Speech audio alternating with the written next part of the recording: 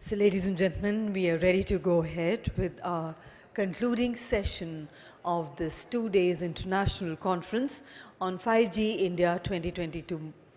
And ladies and gentlemen, as we all aware, this conference is being held in the hybrid mode. So joining us virtually is our distinguished chairperson for this session, Shri Yaduvendra Mathur, IAS, retired, Vice Chairman, Consulting Engineers Group and former Special Secretary, Niti Aayog. We, ladies and gentlemen, let's warmly welcome Shri Yaduvendra Mathurji. Can we have him on the screen? Yes, sir. Warm welcome to you, sir. Good afternoon. And I would like to invite on stage our distinguished and eminent moderator, Mr. Debashish Bhattacharya, Senior DDG, BIF. Let's put our hands together to welcome him. Thank you. Also inviting our eminent panelists, I invite Mr. Nuno Saraiva, Vice President Sales Consulting, Oracle Communications. Warm welcome, sir. I invite Mr. Saurabh Singh, Head of Government Affairs and Public Policy, Nokia India. Warm welcome to you, sir. I invite Mr. Pradeep Bhardwaj, Senior Strategy Director, Head of Industry Standards, Cineverse. Warm welcome to you, sir. I invite Dr. C.S. Rao, Chairman and Co-founder, QuadGen Wireless Solutions Private Limited. I guess he would be joining us shortly. And Mr. Anubhav Bhatnagar, Associate Director, Private LTE 5G Networks, Tata Communications. So, ladies and gentlemen, the topic of discussion in this panel discussion session would be cross-sectoral digital infrastructure debate, and the time duration would be approximately 1 hour 15 minutes or so. And before I hand over to the chair, our moderator, I have the proud privilege of introducing first our distinguished and eminent chairperson, Shri Yaduvendra Mathurji. He is the former Special Secretary at Niti Aayog. He is an IAS officer of 1986 batch who has served in various positions in the finance department in the government of Rajasthan. He has served as Principal Secretary Finance, Energy Secretary, Planning Secretary, PHED Secretary, and DG Revenue Intelligence. And prior to joining Niti Aayog, he has worked as CMD of Exim Bank, as Chairman of Indira Gandhi Canal Board, and as MD of the textile mill at Bhilwara, and also in ACC before joining the IRS in 1984. And presently, he is the Vice Chairman, Consulting Engineers Group Limited, and Principal Advisor, BIF. And sir, we once again warmly welcome you, sir. And thank you. Also, our eminent distinguished moderator for this session, Mr. Debashish Bhattacharya, whose Senior DDG Broadband India Forum, is involved in advocacy for consulting for the past 3 decades with expertise in the field of technology, public policy, regulation, markets, and business development in the digital communications, satellite communications, and broadcasting domains. He has earlier worked with several reputed tech organizations and business houses in India. And ladies and gentlemen, we also welcome Dr. C.S. Rao. He's joined us. He's the Chairman and Co-founder, QuadGen Wireless Solutions Private Limited. Warm welcome to you, sir. And may I now hand over to our session moderator, Mr. Debashish Bhattacharya, sir, to carry forward the proceedings of the panel discussion. Over to you, sir.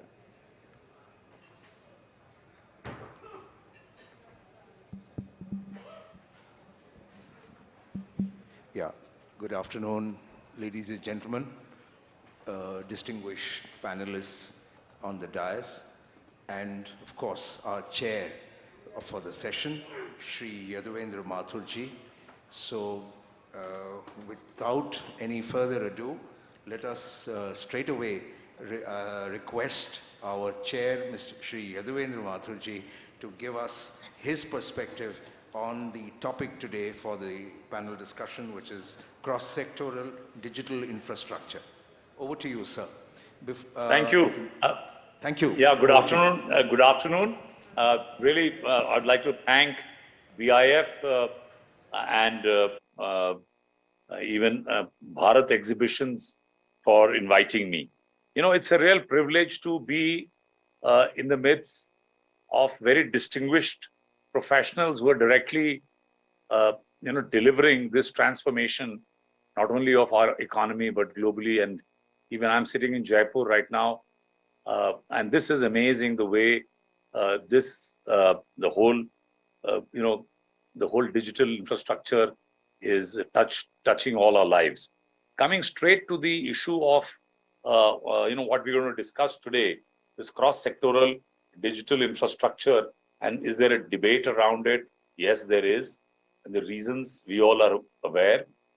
This is a very erudite, knowledgeable audience, so I need not speak anything about the background, but definitely we can start straight away by talking about what steps are being taken by the government, or what steps need to be taken by industry and other stakeholders to ensure that we are able to actually impact lives and the ease of living. I think that large issue of impacting ease of living is probably at the center stage of policy making.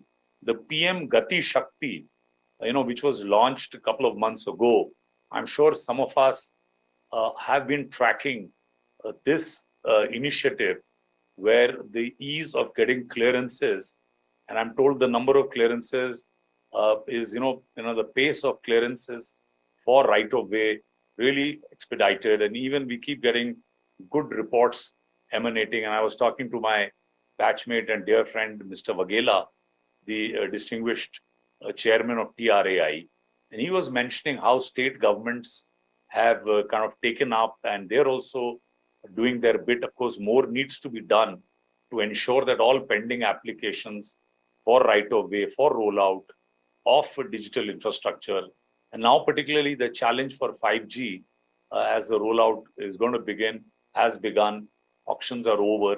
So actually, I think the country, we're all looking very eagerly to see where are the gaps, where is there still either a regulatory gap, or there is an implementation gap, or there is still some confusion about revenue sharing models, and are we able to actually train not only inside governments, state governments, municipal governments, this whole issue of sharing of infrastructure. And if we do not share infrastructure, then definitely the rollout and the delivery, the impact would not happen. So this would need probably a lot of capacity building. And I'm delighted that we are sitting here today to look at this. So what are we doing as a body to actually bring in a little more communication, information, training, capacity building of all stakeholders? So the private sector with the government definitely should design more intensive programs around the challenges that would be there when we are sharing infrastructure, not only on the capex side, but also on the opex side. And there are issues of market distortion. So how does this cross-sectoral infrastructure sharing, specifically for broadband, where would there be issues around market distortion and legal and regulatory issues, together with voluntary or mandatory regulation, and the learnings around the common utility and multiple operators in an open access, that has to be really discussed. And we, I would suggest that we should really get back to the drawing board to design these maybe 2-day, 3-day long programs, delivered across the country, where we actually promote and propagate this whole idea of sharing of the infrastructure to actually deliver enhanced levels of digital services. Particularly in underdeveloped areas, I know there are still challenges. The BharatNet, the rollout is slow. We thought public-private partnership. I was in Niti Aayog when we were trying to see that BharatNet utilization rates go up and what needs to be done. So still the action around the rollout of BharatNet and who will roll out the optic fiber.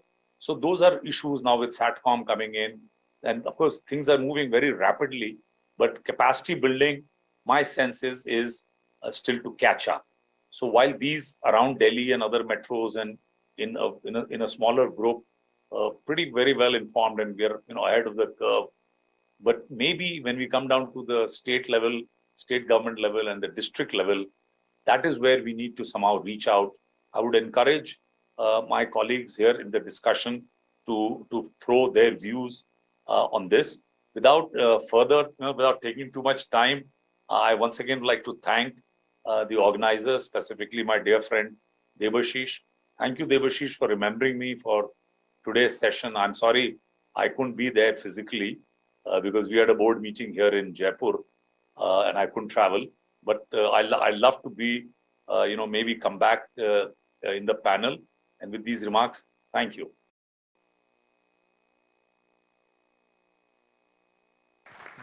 Thank you. Thank you very much, sir. Those were excellent and very kind words. We look forward, we miss you today physically at the event and look forward to seeing you in the near future, in future events in a physical form. Having said that, I think I also wish to thank you for setting the context for today's discussions by giving us a perspective of how many different stakeholders need to get together to be able to deliver what is so critical called the cross-sectoral digital infrastructure, which is required to ensure that broadband permeates to each and every location and corner of this country. Thank you, sir, for setting the context.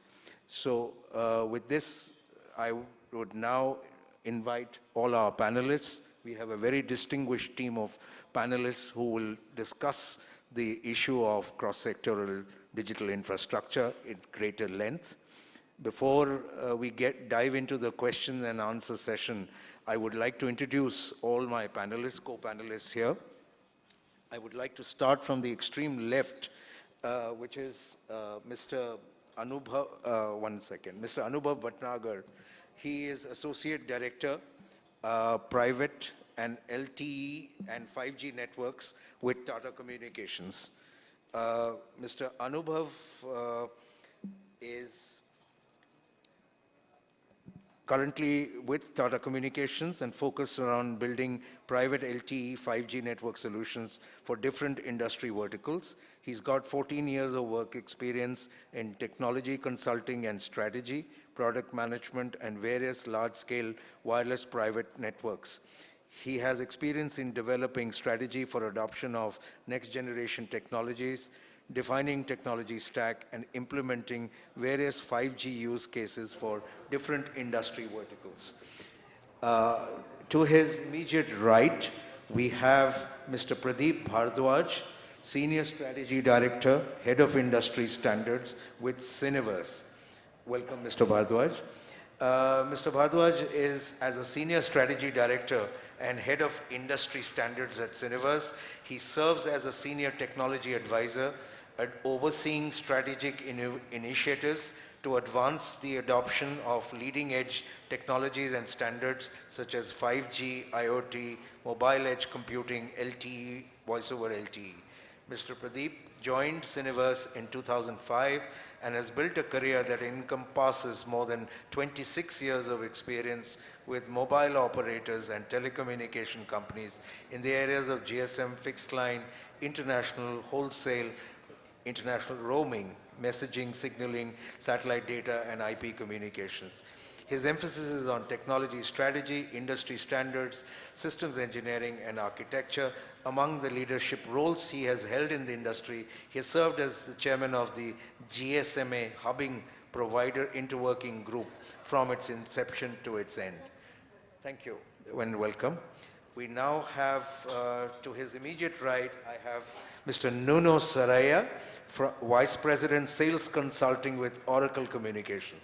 Mr. Nuno Saraiva, I stand corrected, my apologies, is the Vice President of Oracle Communications Global Business Unit, Sales Engineering Team, responsible for leading technical sales globally.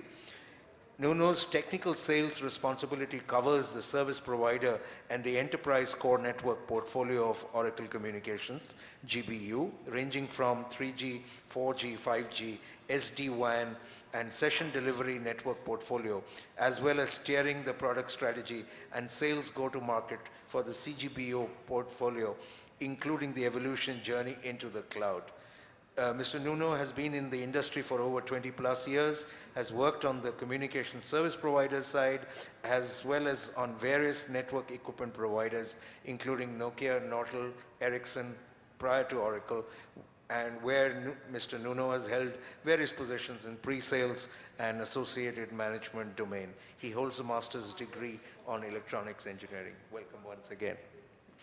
To my immediate right, the next panelist is Mr. Saurabh Singh, an old friend of mine as well. He is the head of government affairs and public policy with Nokia India. Saurabh is responsible for driving Nokia's public affairs and policy strategy in India in domains such as 5G, Industry 4.0, telecom security, testing, and Make in India. Saurabh leads Nokia's advocacy and partnerships with senior government stakeholders, industry associations to create a favorable political and regulatory environment fostering telecom and broadband proliferation and digitalization in the country. Prior to Nokia, Saurabh has led public affairs and strategic initiatives for technologies leaders like Cisco and Hewlett-Packard, as well as HP Inc. across multiple domains of digital India, smart cities, and IoT.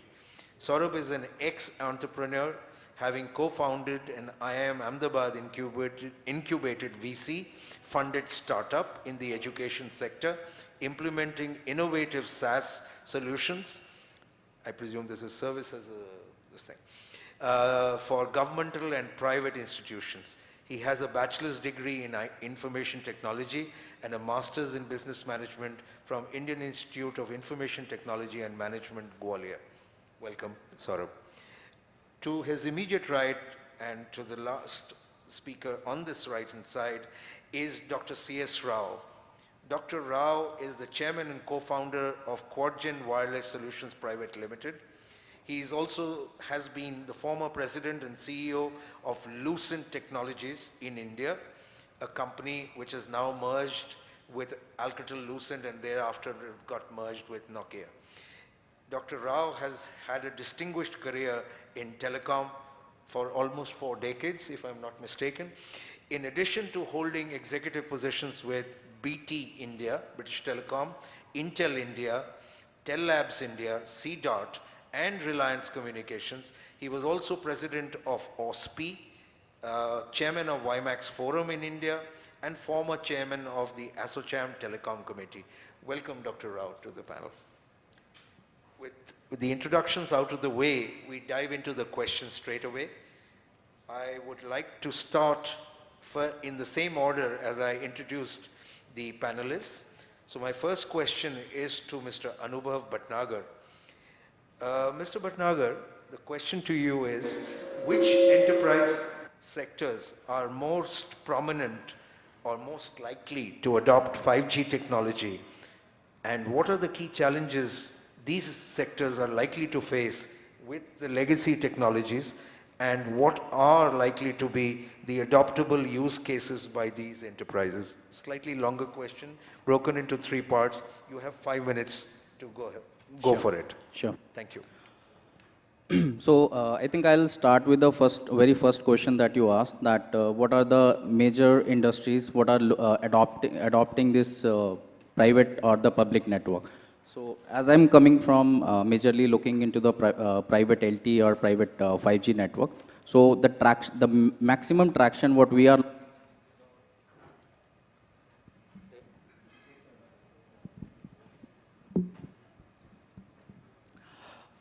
so the maximum traction is we are observing as coming from the manufacturing industries, and that can be into discrete or process industries, and they are the most looking towards the industry 4.0 use cases, adoption of the next gen use cases in order to get more in terms of the productivity, improve the OEE. So these are some of the key KPIs that the manufacturing companies look into.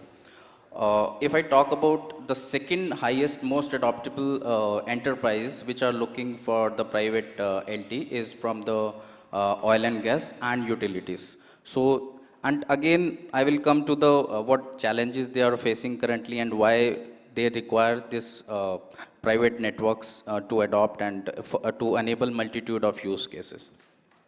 So, having said that, like it's manufacturing, then oil and gas, utilities, into mines. So these are some of the key enterprises which are adopting the next gen technologies.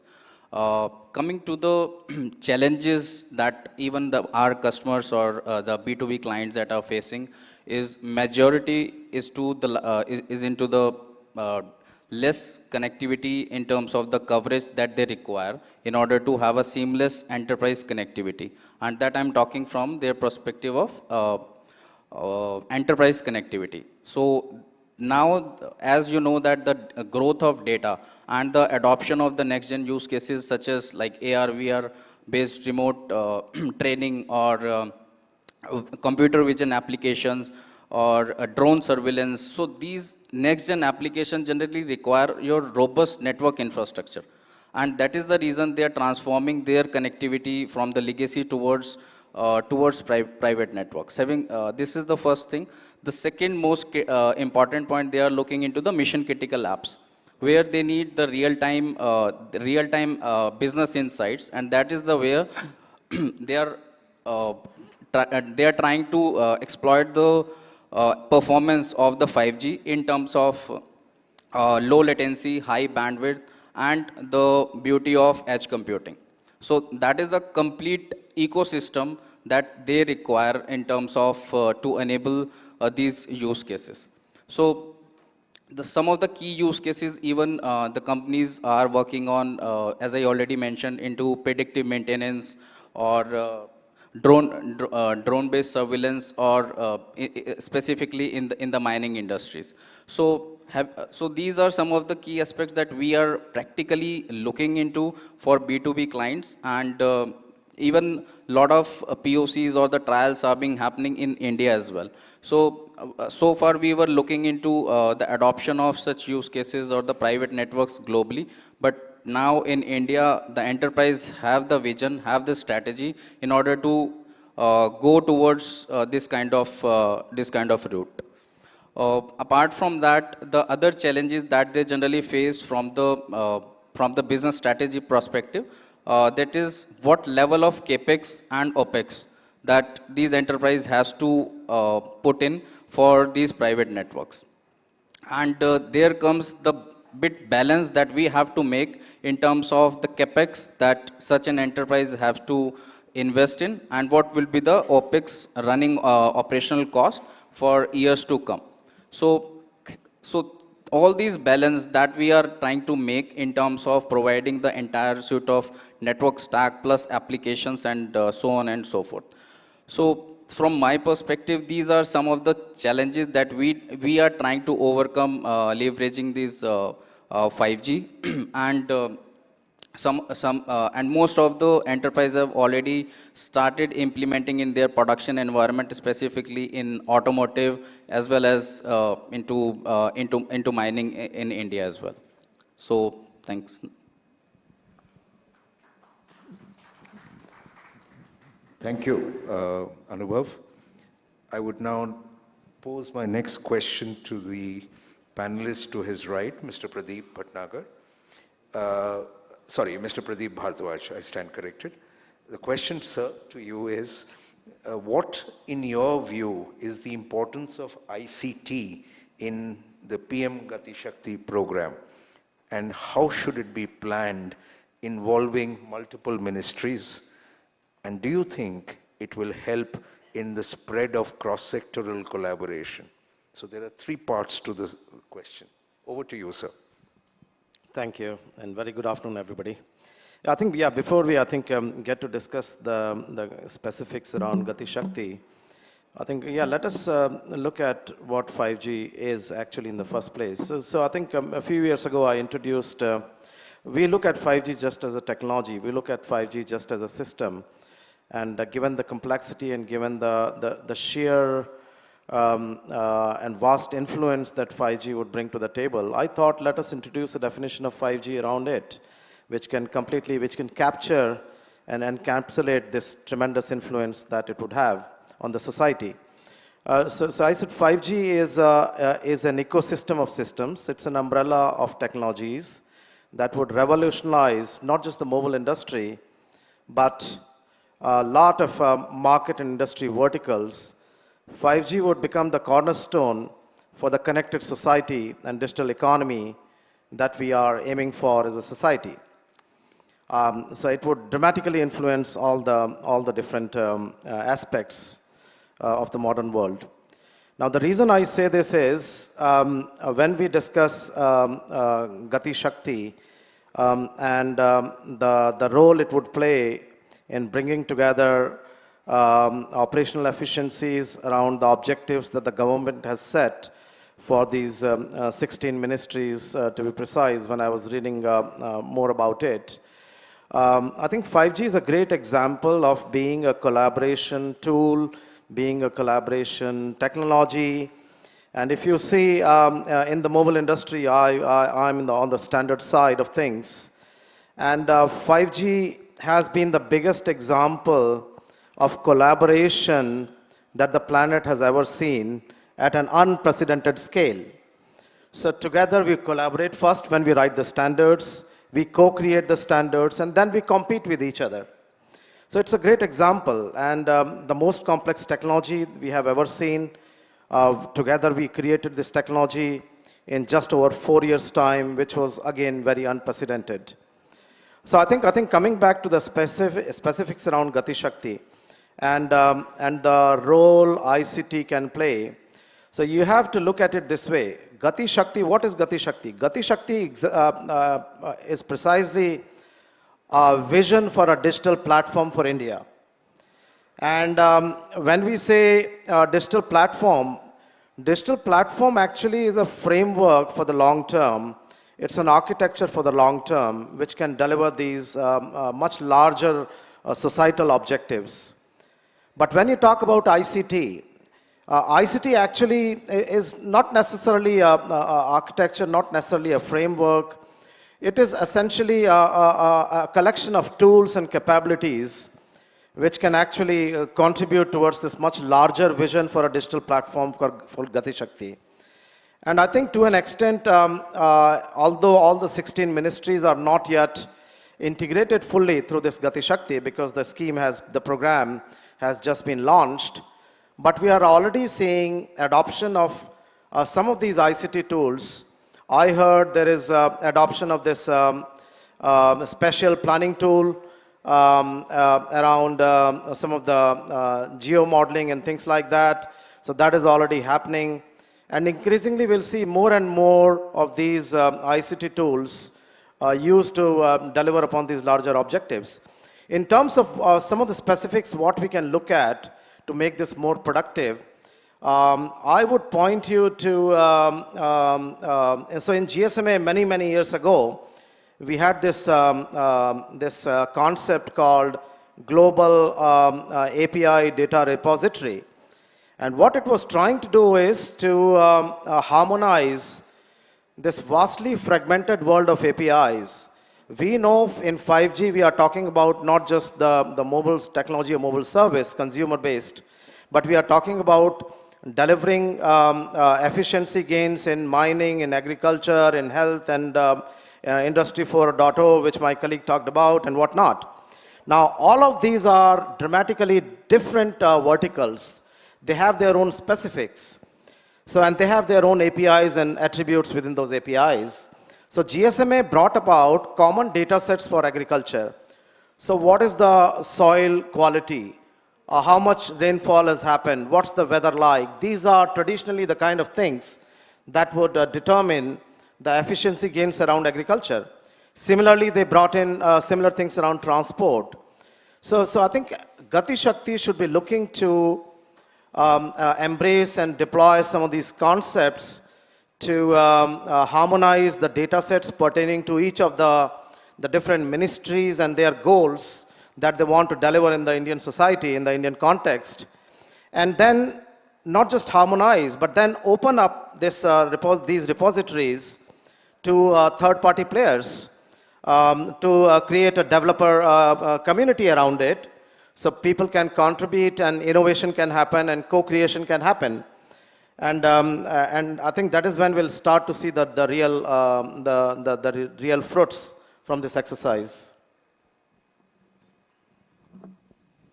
Thank you. Thank you very much, Mr. Bhardwaj. That was a great insight into the cross-sectoral work, collaboration work going on under PM Gati Shakti mission.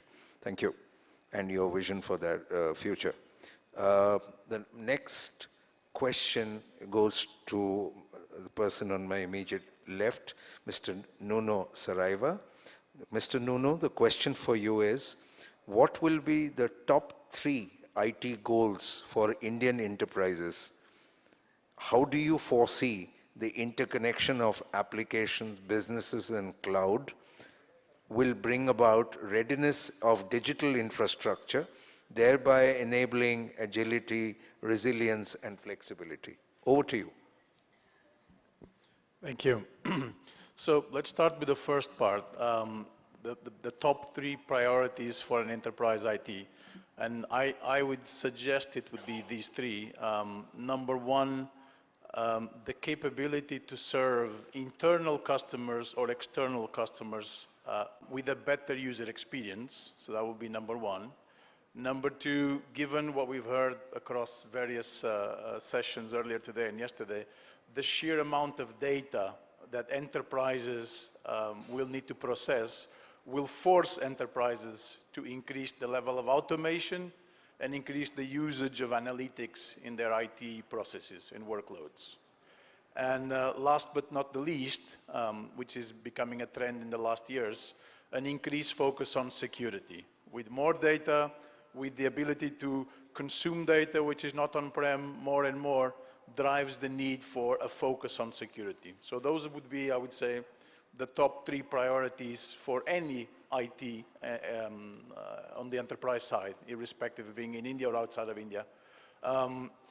The second part of the question was, how would 5G or how would the infrastructure and the cloud intersect or help in that journey?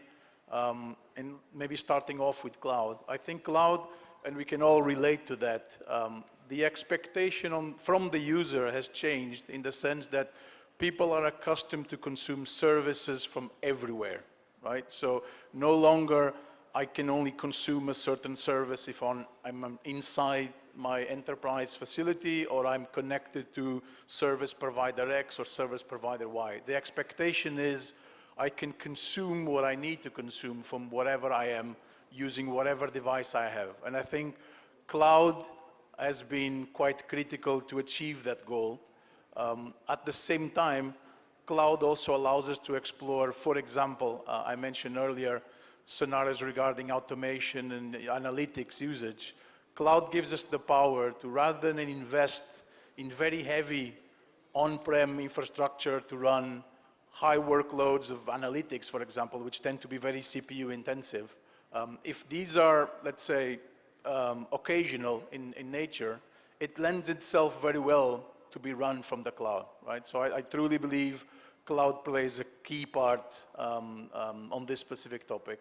And then in general on the infrastructure, and it's all tied, understanding that the expectation bar setting is higher and higher from the enterprise users, the infrastructure needs to cope with that, right? The expectation is lower bandwidth, faster speeds, extra resilience, right? And 5G in particular, in the context of this conference, does provide all of that. So I do believe they are tightly integrated. One drives the other. I think the enterprise demands will basically drive cloud consumption, will drive the infrastructure. Thank you. Thank you, Mr. Nuno. Thank you very much. I now pose my next question to the panelist to my immediate right, Mr. Saurabh. Mr. Saurabh, the question for you is, what is the importance of standards in the area of street furniture and small cells for 5G? This is a single question. Thank you. Thank you. Thank you that it does not have many parts to it, because just remembering the question has become a big deal sometimes. But thank you so much for the opportunity, and it's a pleasure to be here amongst the distinguished panelists. So first of all, I mean, before even I answer or begin to answer that question, let me take a step back and reiterate what our Prime Minister just mentioned a couple of months back. I hope I'm audible enough here. Mentioned just a couple of months back, saying that 5G has the potential to add 450 billion US dollars to Indian economy in the next 15 years. And that is a significant number. But personally, if you ask me, I believe it has the potential to do double that. Because we are growing at a much faster pace. We are the fifth largest economy right now. We are going for the third largest economy position. We hope that in next 10 years time or even earlier than that, we'll be a 10 trillion plus dollar economy. So if you look at the scale and the speed we are going and the potential of 5G in areas that our esteemed panelists just mentioned in all across the sectors, manufacturing, digital retail, V2X, I saw a fantastic presentation by Reliance earlier. So all the estimates that we are doing are too conservative, I believe, for now. So second point I'd like to make is that how will this happen? How will this be turned around? Policy should be an enabler, not an impediment. We have been speaking about so many times. The pace of densification of network is only going to increase with all the use cases that have been mentioned, all the demand that is coming in, not from individual users, from industries, for seamless connectivity, ubiquitous connectivity. You are going through a tunnel, you are going through an airport, you are going through a bus station, railway station. You go into an enterprise premises, you go into a dense mall or network or of buildings. I think the expectation for drop-in connection would be, or the tolerance for drop-in connections will be less and less, especially with the advent of 5G. So here what becomes then important is having the set of standards or specifications that can lead to quick deployment or densification of networks. And when we talk about standards and specifications, we are not only talking about product standards like what would be the power, height, weight, these kind of specifications, but what will be the implementation specifications? If a new smart city project is coming up, then what is needed, or what course of practice or standard procedures are already needed for it to be there, so that very quickly it could be deployed up, or the provisions is already made, so when the operators come in and they want to deploy, they do not have to go in asking for permissions, they do not have to, they can just look at the portal that we are talking about and see that, okay, this is available and this is how we can go about doing it. Because from the global experience, another number I'll tell you we have seen is that for small cells, 90% of total cost of ownership is from deployments. That is interesting figures that are coming out from some of our global deployments and examples that we have seen. So yes, it is going to be standard specifications for rollout, for implementations are going to be very important. How we can do it quickly as a nation, I don't think we can afford inefficiency, because if we were the first in and we are first into 5G and we are trying out new things, we could say, okay, we'll try an experiment. I don't think there is enough time now left for experiments. We need to move, we want to move fast, and that is why having those standards in place. And in fact, over the last year, it's heartening to see that a lot of work is now being done by DOT, TEC, and some of the other players on small cells and densification of networks, and some of the reports that have come out. And it has happened in a very quick span of time. I think one more area where maybe the state governments also need to step up, that is important. We've seen some initiative from the Kerala government, Kerala State Electricity Board, but I think there is more needed there. So yes, I would say there is a lot to be done and a lot to be done fast. Yeah. Thank you, Saurabh. That was very great insight into the area of street furniture and small cells, which is so important for densification required for 5G. My next question goes to the panelist on the extreme right, Dr. C.S. Rao.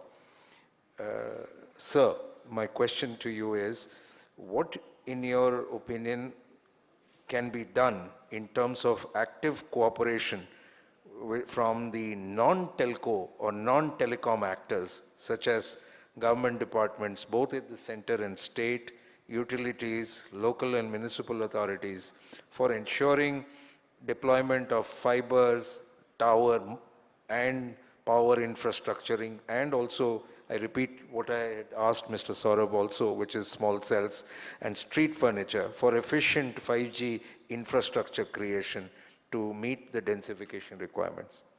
Over to you, sir.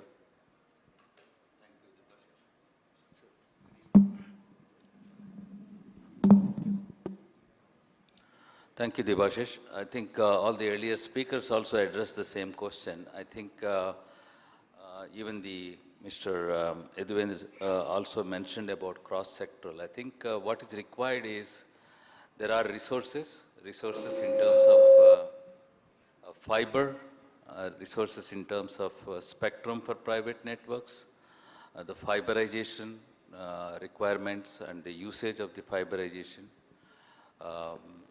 There is a shared infrastructure.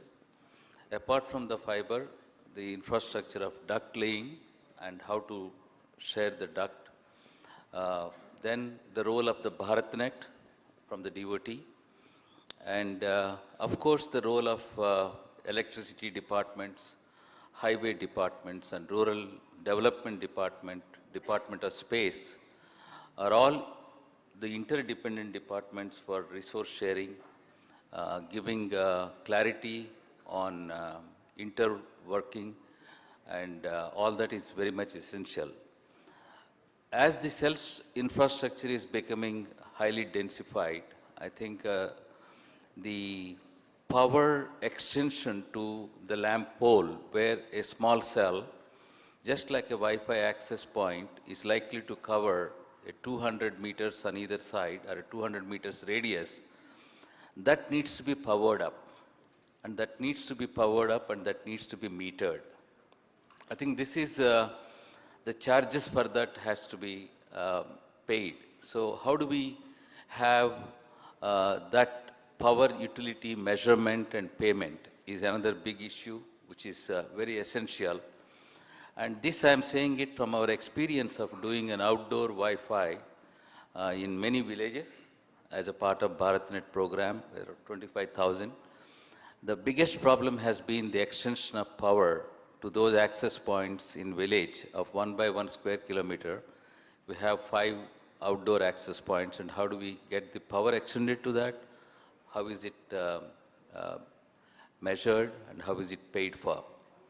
The programs of BharatNet, we have come across another experience in Telangana, where they have laid some duct already, and the duct was asked to be used for blowing the fiber and utilized it for various MSI partners like L&T, Starlight, and ourselves as implementing that. I think when you do that, the problems of what the duct is, whether the duct is capable of having a duct integrity test to be passed. If it doesn't pass, what is the, who owns the responsibility of taking the duct to be replaced and who pays for it? I think ultimately it's all about a quantified model of evolving a tariff structure which everybody is to pay until unless we do a quantified model evaluation for the infrastructure that are being laid, be it NHAI, which is thinking of putting something like 50,000 kilometers is what I'm told of optical fiber.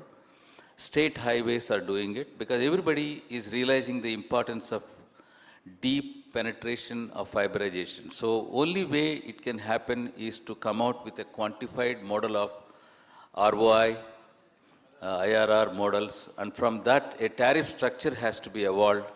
A publicized tariff structure should be there so that the private networks as well as telcos can utilize that common infrastructure and benefit out of it so that the duplicated investments won't happen. And if a true 5G faster pace in the digital era, after all, what is digital era? Digital is all about fast-paced rollout. of technology, infrastructure, and solutions. I think in this digital era, if it has to happen, we need to come out very quickly with a model. And I sincerely request the BIF, for which I am also a party to that, just like National Silicon Mission or a supercomputing mission, we need to have a national digital broadband mission into which all these issues can be addressed fast enough. It is high time we articulate that. And this cross-sectoral topic that you have chosen for the panel discussion is extremely important in the era of 5G because of various departments, including the electricity, rural development, urban development, Ministry of Commerce, space, what have you. I think all this should be treated as one interdepartmental nodal agency has to come as a part of the digital broadband mission. And I somehow feel that there is a compulsory need for that. Only then all the distributed infrastructure around the cross-sectoral technologies also. There are technologies available around satellite, around 60 gigahertz backhaul, around Wi-Fi, around 5G, around SD-WAN. And these are cross-sectoral technologies again, playing different role in access, transport, and core network. I think that cross-sectoral technology exploitation can happen if only we have a very robust infrastructure sharing policy, which is quantified, well publicized, not leading to any litigation. I think that's what is the need of the hour. Thank you. Thank you very much, sir. We now go back to the first speaker on the panel. I will now go through and request all of you in the next round for the next round of questions to kindly expedite your response because we are running short of time. Thank you for your cooperation. So my next, in round two, my first question goes to Anubhav. So Anubhav, you touched upon the enterprise sectors which are waiting to adopt 5G technology. Obviously, we are talking about private 5G networks. So I would like you to please touch upon what are the considerations that enterprises are likely to consider while adopting private or going in for private 5G networks, and what are the challenges that they are likely to face given the fact that the government has come out with a policy for private 5G. Over to you. Please make it brief. Sure. Thank you.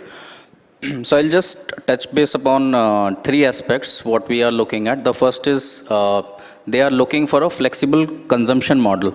And when I say the flexible consumption model, that means it can be as a network as a service, or the new concepts that are being coming up globally is the neutral host networks. And I think specifics to that, Dr. Rao has just touched based upon that how we can leverage the digital infrastructure that has to be shared between the public operators and which can be leveraged for the private networks as well.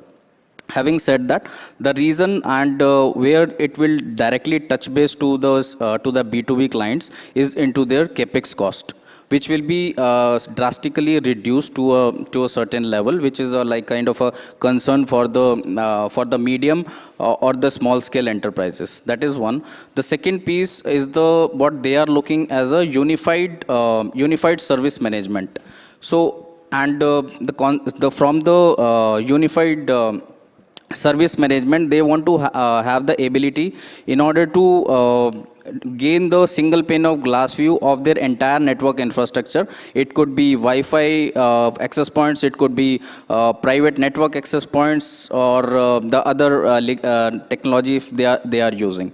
And on top of that, they require robust orchestration or the automation layer, which runs across the complete life cycle management of their device infrastructure, or the service chaining that they want to have, the complete different applications, how they can provision a new service on top of that. So I think these are some of the aspects that directly these enterprises are looking for in terms of the connectivity, in terms of how they can adopt at a faster rate the private networks. Thank you. Thank you. Thank you, Anubhav. My next question is to Mr. Pradeep Bhardwaj. Mr. Bhardwaj, given the fact that there are new business use cases which are coming up in the 5G era, what are likely to be the new business and operating models that are likely to emerge in 5G? You can give us your perspective about what you think, as well as if you can also throw some light about what are the global best practices in this area. Over to you, sir. Yeah, that's an interesting one. So obviously we know that 5G will now be used for a whole lot of other things than just browsing and streaming and making calls and whatnot. And obviously that kind of brings to the fore the fact that all these different verticals, they have their own business models, they have their own operating models. So I think as a mobile technology, we will have to adapt to these different and sometimes contrasting business and industry models. If you look at regulation for that matter, as a mobile industry, we have been very worried about the regulation in the mobile market. But if you think about regulation in the automobile industry, regulation in the health industry, regulation in the agriculture industry, now there could be a scenario when all these different industries are actually embracing mobile as the basic connectivity fabric. There has to be alignment between these different regulatory regimes, and because they cannot be at loggerheads. So I think there's a lot that needs to be done, and which is already being done. So I come from the UK, and in the UK, in terms of best practices, in the UK, in readiness for, let us say, a commercial rollout of autonomous cars and self-driving cars in whatever time frame, we can talk about 5 years, 10 years, we may argue about that. But there are extensive discussions and deliberations already happening on the regulation side of things as to how these challenges would be overcome. Because it is very easy to put a self-driving car on the road. That technology is already there today. I have myself sat so many times in these self-driving cars on the roads in the UK, in Canary Wharf, for example. So that is, technology is not a problem. Maybe we can, stability of the technology, we may argue about that, but the technology is already there. It was already there even 2-3 years ago, for that matter. But I think that is the challenge around regulation. How do we overcome? Because when you talk about automobile, insurance is very directly connected to it. Insurance and automobile are connected. What happens to the insurance claims? There are different types of automation in the cars. What happens around that? Because insurance also depends on what level of automation is there. So the reason I am mentioning some of these things, because the business models would have to, let us say, innovate. We talk about, to give you an example, we talk about private networks. It was mentioned a lot. Private networks is not just an operating model. Private networks is also a business model in its own right. But in terms of other examples around business models and operating models, you see, 5G is all about data. Data being generated, data being consumed, data being shared in so many ways. And secondly, there will be a lot of stakeholders. So when you talk about more and more data in 5G, there will be more and more data-driven business models, which are not necessarily there today. So we would see those kind of innovation around business models. When we talk about more and more stakeholders in the value chain, obviously what comes to mind in terms of business models would be revenue sharing. These stakeholders, they all want a pie, and those revenue sharing, reseller, those kind of business models will be there as well. The traditional, call it subscription-based business models, I think they will have to evolve significantly also. We would see more opportunities around media is one industry which has literally taken off big time in India compared to even some of the developed economies.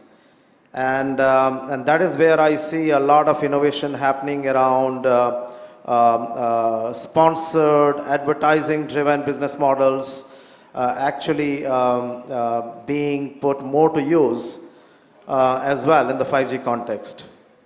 And then you have some other things. I think our chief guest mentioned the emphasis around public-private partnership.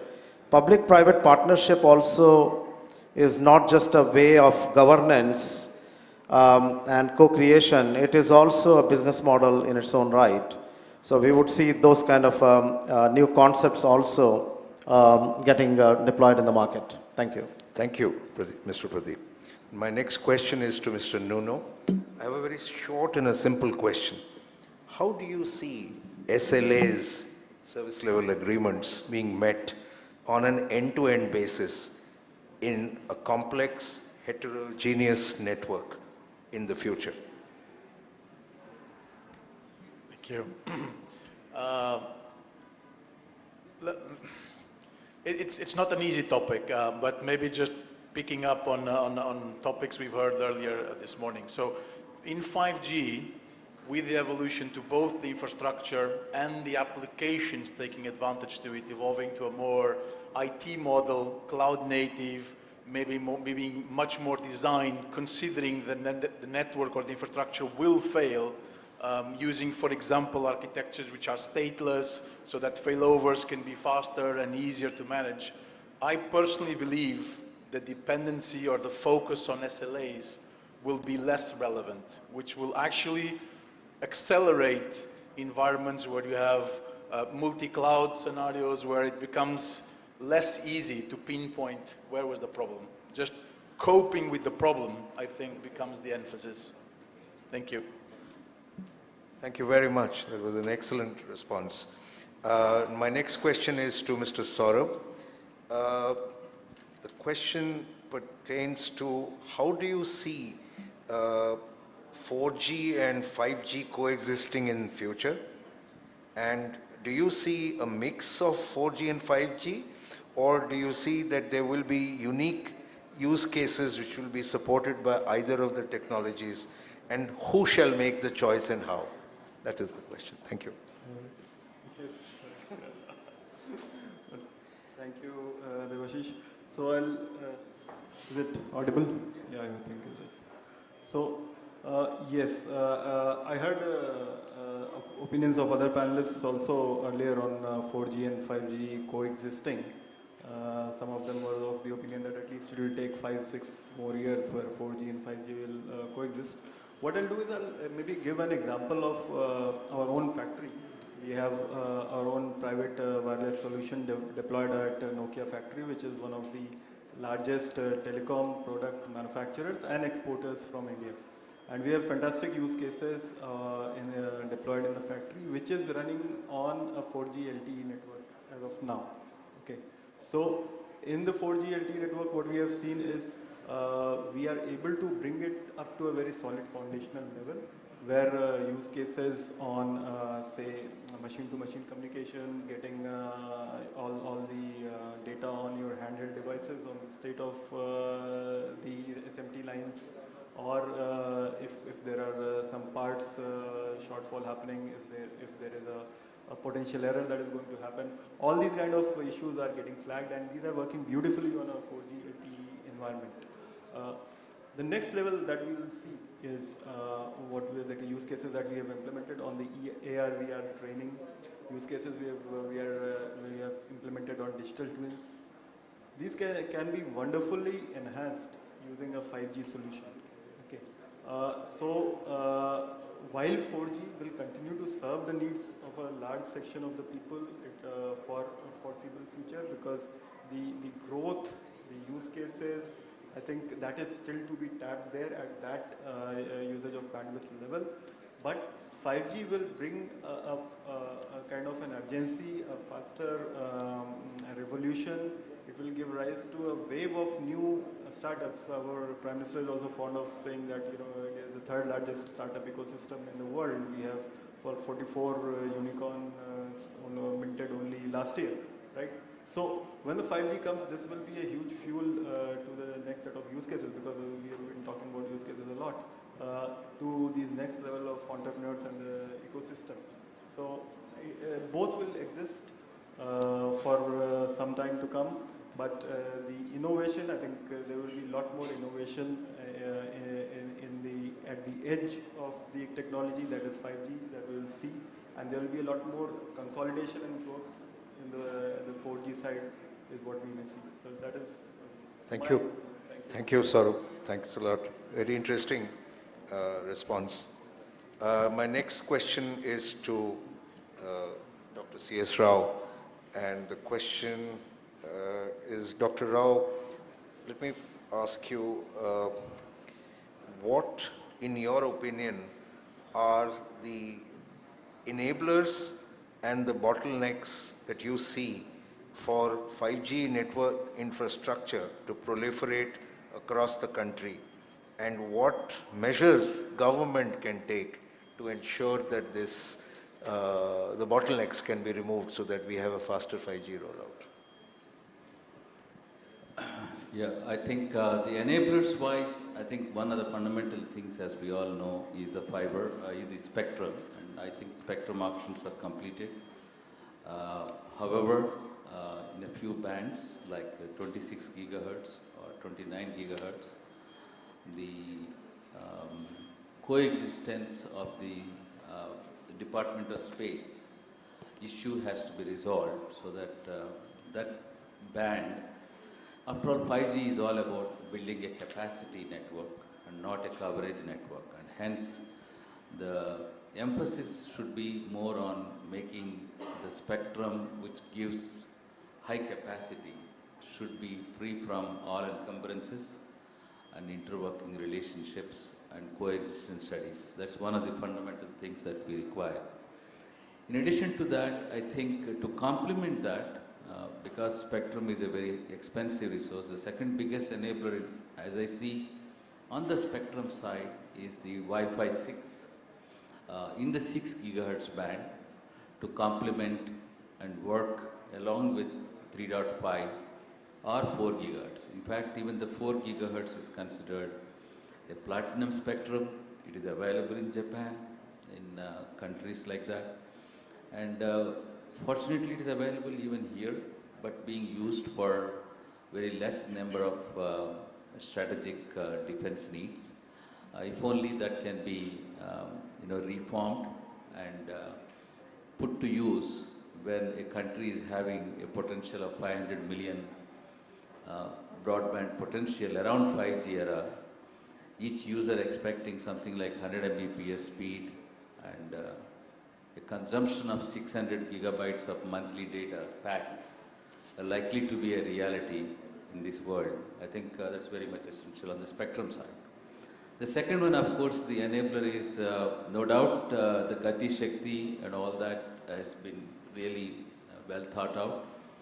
But the reality is it has to hit faster in embracing that principles, and down the line, the departments like NHAI, State Highway Authorities, Ministry of Forest, in my example where I am implementing a BharatNet project in 3 states, we were waiting for more than 16 to 18 months to get an ROW permission for 1,800 kilometers out of a total network that we are building, which is 4,900 kilometers. So you can see the percentage.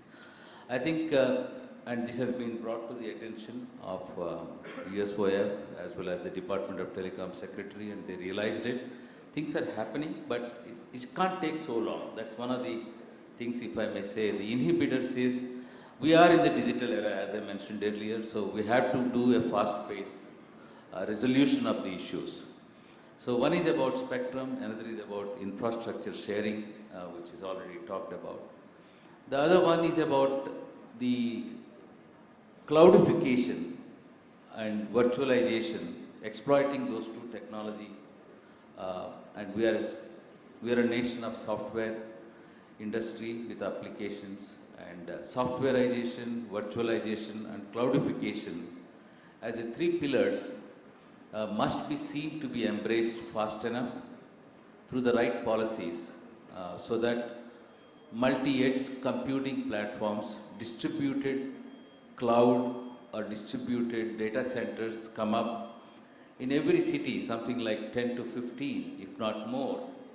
I was talking to somebody, and that's the reason, because the population density is very high, subscriber density is high, consumptions are high, as has been put up by Geo in the morning with their statistics, and that calls for the evolution of distributed data centers, distributed core network platforms. So what is the enabler there? That's the enabling as a technology platform, but what is the policy requirement is the power, a clean power for such kind of things, and a fat pipe connecting to all those distributed core networks. And another enabler that is required is fundamentally interoperability standards. We talk a lot about open RAN systems, multi-vendor systems, but all of them have to have a very well proven standard global interfaces so that multi-vendor ecosystem, open RAN ecosystem with distributed points of presence of infrastructure can seamlessly work.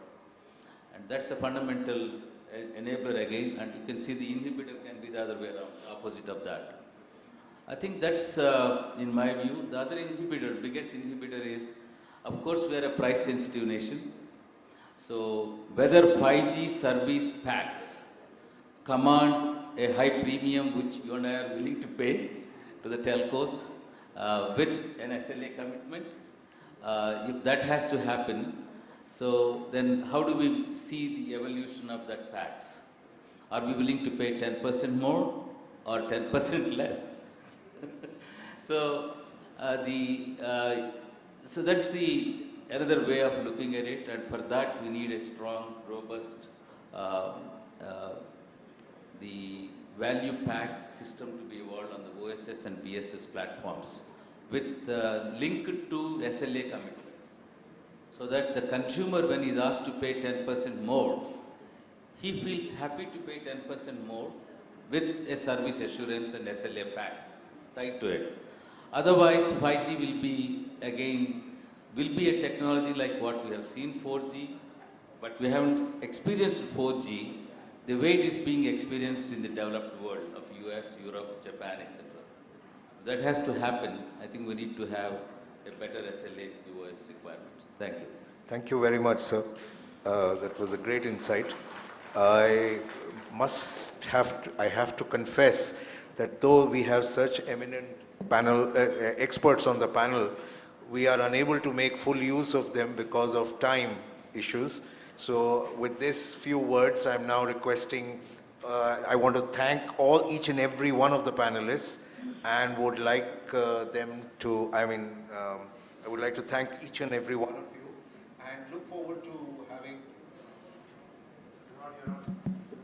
hello, I look forward to having more interactions with this August panel in future, so that we can take the dialogue forward as far as cross-sectoral digital infrastructure in 5G is concerned. Thank you very much, all of you. And with these few words, I would now hand over back to Swapna to take the discussions forward. Thank you very much indeed, sir. And ladies and gentlemen, let's also take this opportunity to thank our distinguished and eminent session chair, Shri Yaduvendra Mathurji. He's been present with us throughout the session. Thank you very much indeed. And I thank our moderator and all our eminent panelists for their valuable inputs we had from them. I would request Mr. Debashish Bhattacharya to kindly do the honors of presenting mementos to all our eminent panelists. We present to Mr. Saurabh Singh. Thank you. To Mr. Pradeep Bhardwaj.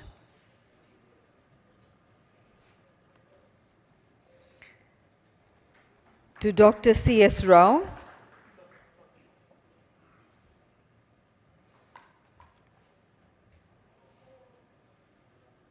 And Mr. Anubhav Bhatnagar.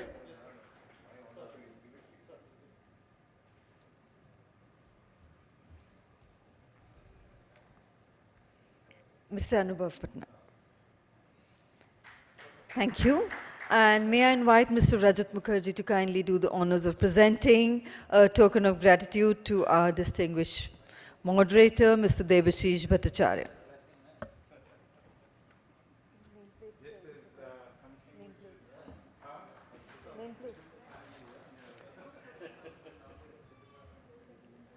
And may I request the panel for a quick group photograph before we close? Huh. And can we have our session chair on the screen so that he is also part of the group photograph? Yes.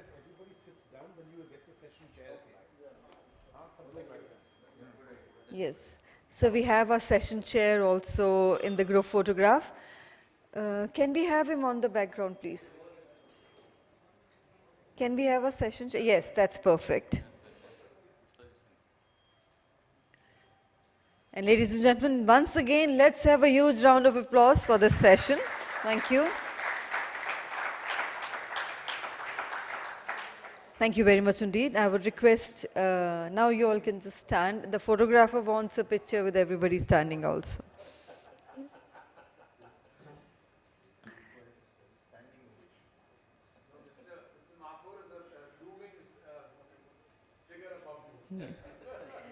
Thank you very much indeed. You may kindly take your seats in the front as we, ladies and gentlemen, move to the concluding session of this international conference, 5G India 2022.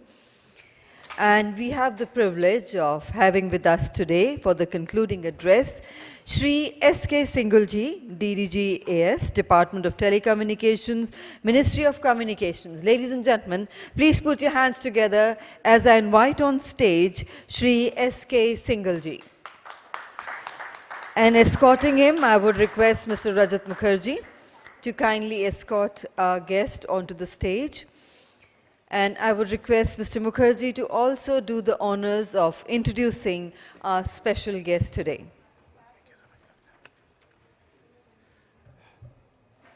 Ladies and gentlemen, a very good evening. And as we come to the end of, I think, what has been an absolutely brilliant 5G India 2022, the last one, because from next year it's going to be the 6G India 2022, it gives me great pleasure to introduce to you Shri Sunil Kumar Singhal, who is the Deputy Director General at the Department of Telecommunications, Ministry of Communications. He has joined us today, taken out time from his very busy calendar, and I am very, very deeply indebted to him for having taken out this time to join us today. Shri Singhal is an ITS officer of the 92 batch and has more than 28 years, my apologies, nearly 30 years of experience in the telecom and broadcasting sectors. Presently, he is heading the AS division, which is the Access Services division of the DOT, which deals with all the major licenses and the licensees in this particular area, and 5G, therefore, is of extreme interest to and relevance to him in the creation and execution of policy, etc. He has played a pivotal role in the development of the NDCP back in 2018, and at that point of time, if I remember clearly, sir, you were DDG DS. That was you in TR. My apologies. There you are. You see, it goes back so far. He has a vast amount of experience. I'm not going to necessarily take him too much time now. I'm going to invite Mr. Singhal to give his concluding remarks. So over to you.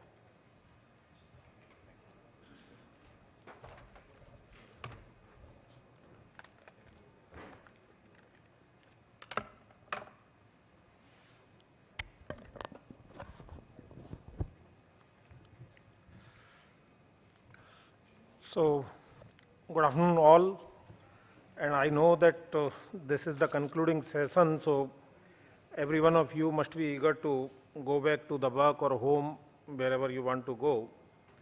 So I will not take much time, but once again, good afternoon everyone. So, first of all, I thank the organizers for inviting me this concluding session and providing me an opportunity to at least hear the last session participants. And I really feel that I missed all other sessions discussions, but I have already been briefed.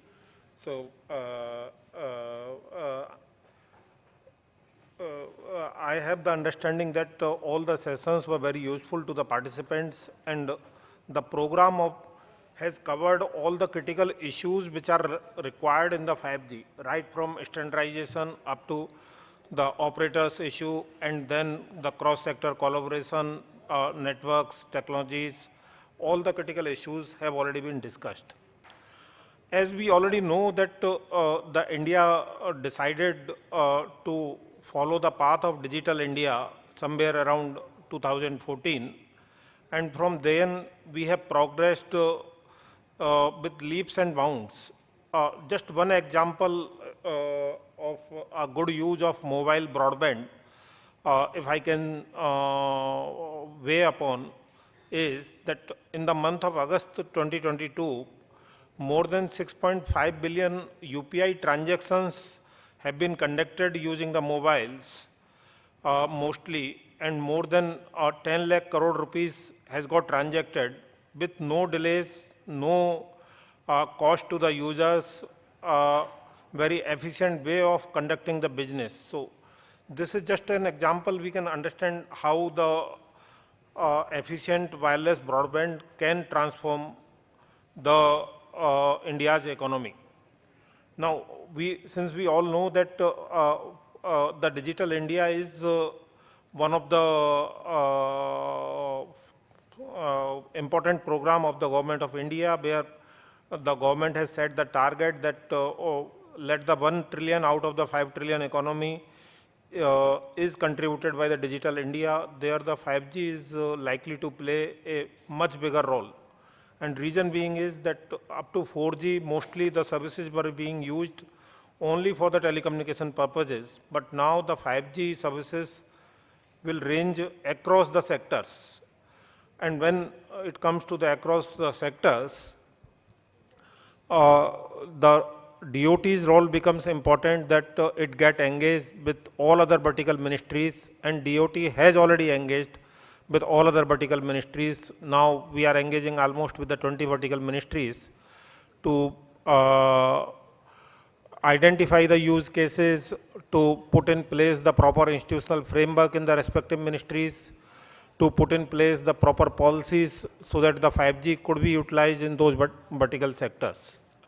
So that is the one aspect. I will not take you through the whole journey of 5G spectrum auction, which is again one of the milestone in India's telecom history. As in last 12 years, it has never happened that in 6 to 8 months time, the TRAI, from the date of reference to TRAI, the auction get completed. Normally this process used to take more than 2 to 3 years, which has been now completed in 8 months. So that can show the seriousness on the part of the government to facilitate the rollout of the 5Gs. Now the corresponding obligation comes on the shoulders of the vendors and the operators to roll out the network as fast as possible. And I am happy to hear that most of the operators are working day and night to roll out the 5G services, and they intend to cover major parts of the country by the end of the next financial year. Now the question is, what additional needs to be done?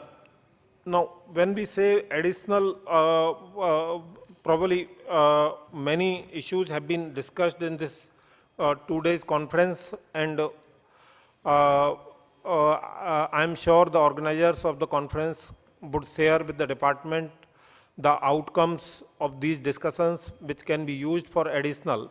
But some of the interesting things which I just wanted to share with all of you, I have jotted down 3-4 things only.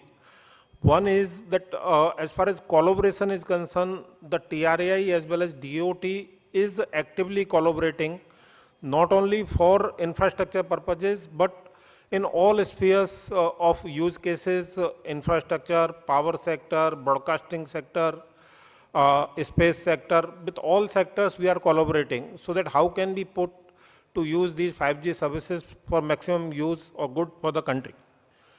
Recently, what we have experienced over a period of like last 10 years is that as the technology is marching forward, we are moving towards the higher frequencies, and accordingly the last leg or last wireless leg is becoming shorter. So then in those cases, we need to have a very good infrastructure which is up to the curb and then inside the buildings. Both the purposes, recently the government has come out with the updated ROW rules, and I am happy that now all the states have aligned their policies with the DOT's ROW rules. In addition to that, in collaboration with the Ministry of Housing Urban Affairs, in the March 22 itself, we have come out with one of the very good piece of policy paper where the National Building Code has been amended so that the in-building solutions can be mandated inside the buildings at the time of construction itself. I am sure that will go in a long way for rollout of the 5G services. Dr. Rao raised about the need for the National Digital Broadband Mission. Actually, you are right, we require, and I am happy to say that the government has already set up the National Broadband Mission. And that mission is working to address all these critical issues with the state governments as well as with the operators and other stakeholders. And in last 1 year, after the mission or dedicated mission, I should say, a lot of fruitful results have already been noticed. Another thing where a good progress has been achieved is in mapping of the infrastructure using the GPS technology so that we can use the advantage of Gati Shakti kind of program in the department. Another point which was discussed in the last session and which is essential for the growth of the 5G services and telecommunication sector in total, we need to focus on the mobile edge computing and the distributed computing architectures, because then only we can fully leverage the advantages of the 5G technology. Otherwise, it will have a huge investment in the network, but returns may not be reciprocal. So if we want to make it affordable, then we have to make it friendly, make it usable for the use cases where the demand is. And demand is in the distributed computing. The business wants much faster decision-making capabilities. The users want a much richer experience of use cases. All that is possible through the distributed computing. So I hope the stakeholders will focus on all these issues. At the end, I would like to say that let us not treat it as a concluding kind of thing. Let us treat it as a beginning for the 5G rollout, and start working on all the, or listing down all the issues which are remaining to be addressed, especially from the policy side or government side. And I am happy to work with each and every stakeholder to address those issues as far as the licensing and regulatory and policy aspects are concerned. So thank you. Thanks again for providing me this opportunity. And I wish a great success for the next session of this kind of conference next year, when we will have much more experience of the 5G services also. Thank you.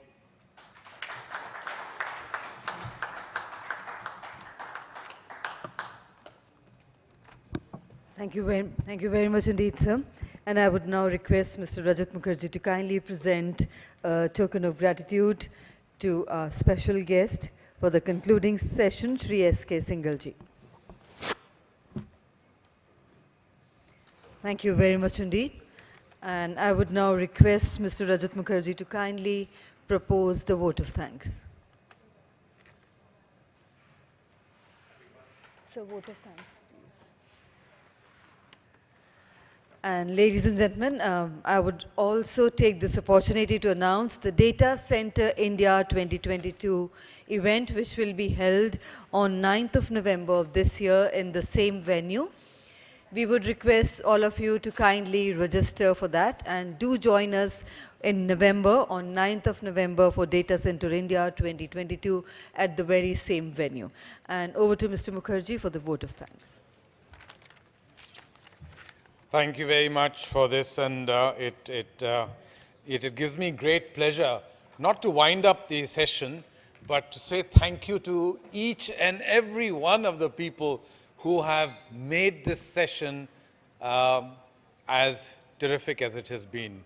The organizer, Bharat Exhibitions, Sashi, Ranjit, his entire team of people. I know at Broadband India Forum, we as the knowledge partners, we constantly work on trying to improve things. And we sometimes manage, we sometimes don't quite succeed all that well. I think today was an example where we did it right. Of course, there's always scope for improvement. To each and every one of the speakers who have come from all parts of the globe, thank you so much for making it here to share your experiences. To each and of course also thanking all our delegates for your participation in making this event a huge success that it was. Thank you once again to each one of you, and with that we now close the proceedings. Once again, looking forward to seeing all of you participating in Data Center India 2022 on 9th of November of this year at the same venue. Thank you. With that, have a safe journey home. Good evening and namaskar.